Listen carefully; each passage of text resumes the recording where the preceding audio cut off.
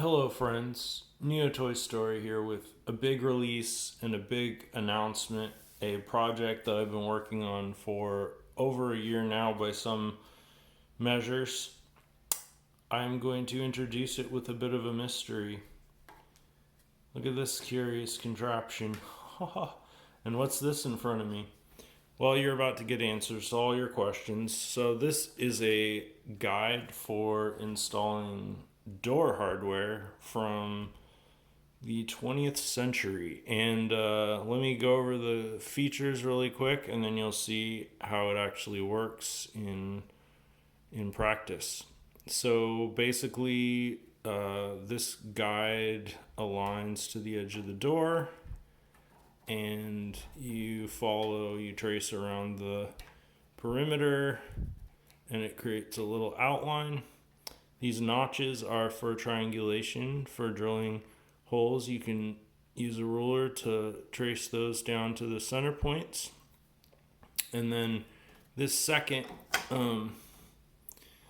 guide here is for the actual center hole that goes all the way back, which I will cover all of these steps here in a moment. So that's your center hole, and this is the depth guide right here, and it also is the side hole guide. So that shows you where to drill your through hole in the side for the door handle. And you'll be able to see all this in action here in a second. So once you've drilled everything out, this is what it looks like, and you can use your depth gauge to verify that the depth is adequate and correct for the hardware. And if you need to double check any of the cutout shapes, you can do that too. When this was installed originally, it was a little off center, so this guide actually is more accurate than the original measurements that were taken, which is why it's a little off here. Alright, so here's the actual mechanism that is 3D printed except for two parts. There's a spring inside and there's a screw. Everything else is 100% 3D printed. You can see it fits right into the space, and then the through hole goes through like that and works like a charm. So this is a fully 3D printed door mechanism. So I'm going to break all this down here in a second, but before I do, I just wanted to say that this is a beta release and it's still being actively developed. Case in point, while all of the components have been modeled, there are some caveats. But before we go any further, let me just do some disassembly here. We're going to take apart the original. I want to stress that this locking mechanism, while it has its flaws, is an extremely elegant piece of engineering for its time. I don't really know the history or the details, but it's a quality piece, and one of its most stellar qualities is the simplicity of disassembly. Basically, it just has one screw here, and it's fascinating because this is a cast screw just like all the parts of the mechanism. So this one screw holds the entire thing together. Once you get that out, you can just pivot this cover up here, slide it off like that. And inside there's 4 moving parts, not including the spring. I call this the barrel. Call this the lever. This is the wishbone, which these always break in the originals because of the casting process. At the time, the materials were just too inferior to last the test of time, and these little pegs would break off. Sometimes these arms would break off of the wishbone. And then there's spring. It's a really nice spring, actually. I don't know what it's made out of. It's got kind of like a bronzy sort of sheen to it. And then the actual bolt.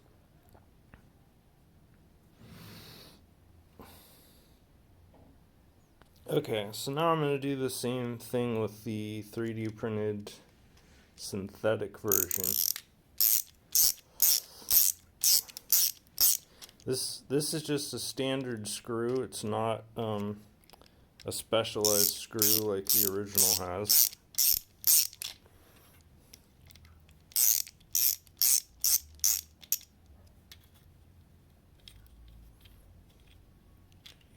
Same process of deconstruction. Just lift the back, take that off. And we've got all the same parts, each one meticulously measured to be functionally identical.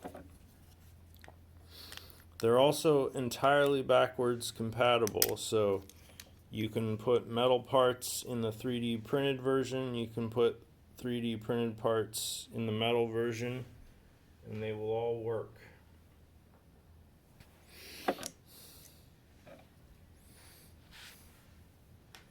You can see here's a metal wishbone, and the little arm broke right off. If you look really close, you can actually see the quality of the cast steel. Little bubbles in there, very grainy, not like modern cast steels, far more refined, using arc furnaces and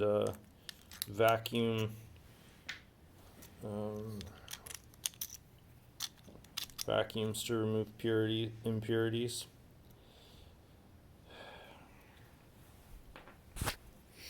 Alright, so that's basically all the parts.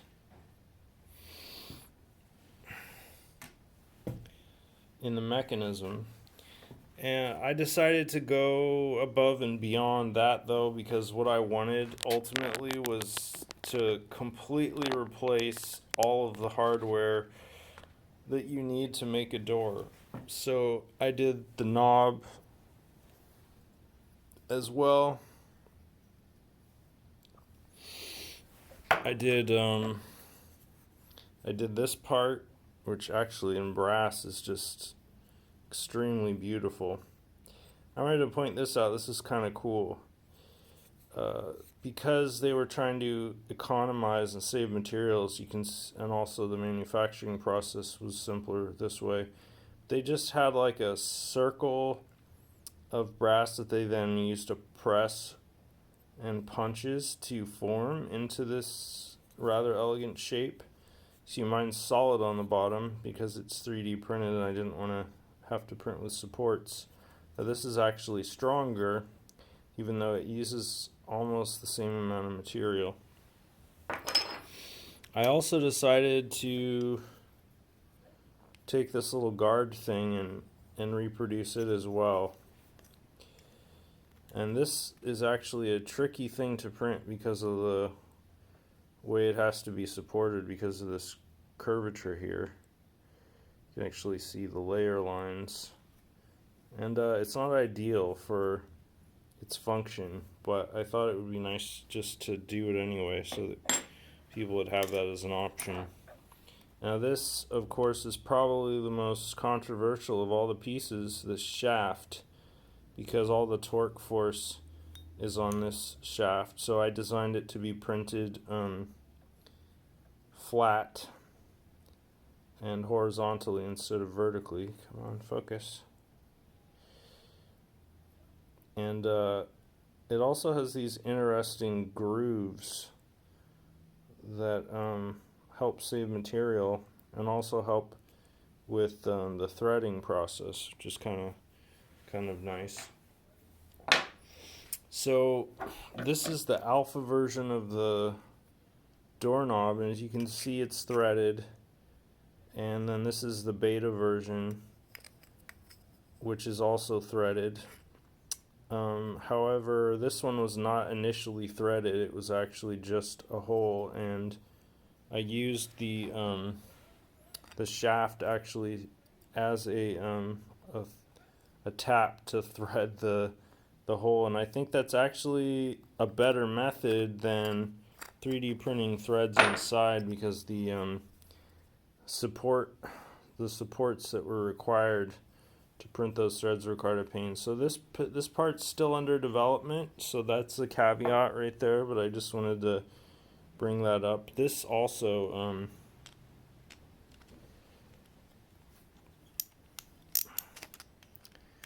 this is also just a hole. It's not threaded, however it's fairly easy to thread just with the force of the metal set screw. And I'll release the specs for all these parts that aren't included so that they can be acquired separately if desired. And eventually I'm going to be 3D printing and designing analogs for all of these additional parts and ironing out a process to thread the handle more easily.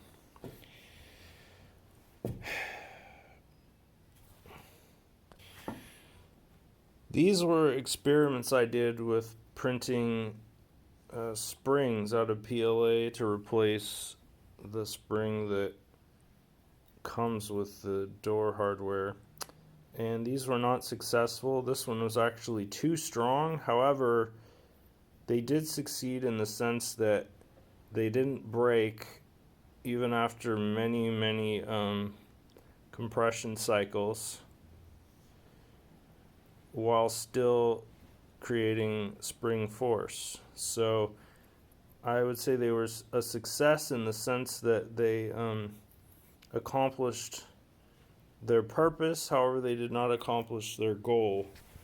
And these springs are quite tricky because they actually compress down to less than half of their total size extended, so it's quite a bit of compression.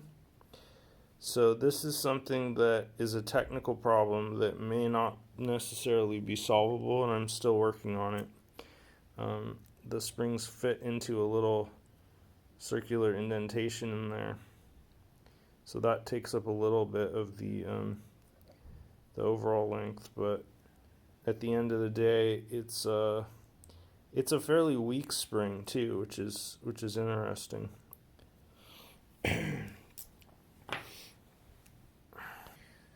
So this is a 21 millimeter screw with a diameter a little over 3 millimeters. And this spring is approximately 40 millimeters, or 39 according to this, by 7 millimeters in diameter. The set screw for securing the handle shaft is 8.5 millimeters long by 7.5 diameter.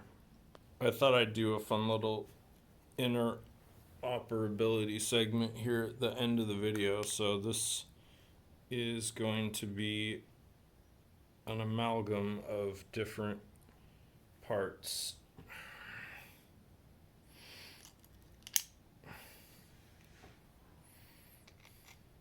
So that you can see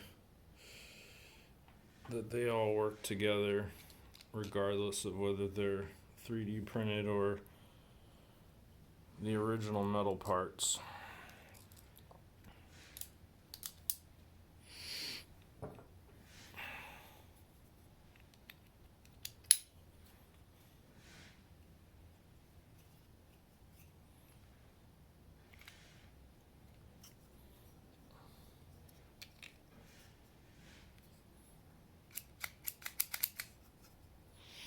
Let's use the plastic shaft and the metal mechanism. This is a really tight fit. I changed the tolerances just slightly on this, and that was actually by design because I didn't like how loose it fit, the metal version, that is to say. Let's use one of the metal doorknobs on here just to mix things up. We got a Franken knob here. Anyway, when this mechanism is fully composed and all the parts are quality, it's incredibly reliable. However, I did discover while I was refining a lot of the individual pieces that a variance in the tolerances as small as 0.6 millimeters could cause the mechanism to completely fail. So that's probably why it was discontinued. Well, one of the many reasons that it was discontinued for modern designs. However, I personally think this is a superior design to modern door hardware. There's also a lock that's an additional part of the mechanism. It's really fascinating. I only have one copy of it, and it actually, there's a little pin that goes through one of these into the door and then interfaces with the slots here, and it can actually, whether you push it in or pull it out, it can lock the mechanism so that you can lock doors from either side. And that's a pretty cool addition that I plan to add to this in the future. But for right now, I just want to get this out there in its current state so people can play around with it and use it for their own purposes. I've been testing the mechanism and the doorknobs and the shafts and everything in my house. So, so far nothing has broken, and I don't anticipate anything to break with all the stress tests that I've done so far. The PLA, just at a default printing with default infill, has been fully adequate for everyday repetitive use, so I'm not anticipating failure anytime soon on these parts. I'm sure everyone who's watching this video can grasp the long-term implications of projects like this, that ultimately they're designed to bring the power of manufacturing and ownership back into the hands of the consumer and the innovator and the people, so that you don't have to go to the hardware store anymore. You just push a button and your printer prints out a fully working mechanism for whatever you need, and then you can install it with perhaps tools that you've 3D printed as well. The only parts that are not included in this kit are these screws and spring. So this is all you need. Otherwise, it's a complete set, including a handy guide that will allow you to install it perfectly. I'm pretty proud of this, and I know this video sucks, like most of my videos suck, so feel free to let me know in the comments how unmotivated I sound. But anyway, this was a lot of fun. I had a total blast. I love doing stuff like this, and I love this mechanism. I'm at war with the future. I'm at war with the present. I think a lot of the things that were created in the 20th century still beat the hell out of a lot of the newer trash that has come out of the industrial waste complex that we consider a modern manufacturing apparatus. But that's a subject for a whole nother video. Anyway, thanks for watching, and I hope you have fun with this.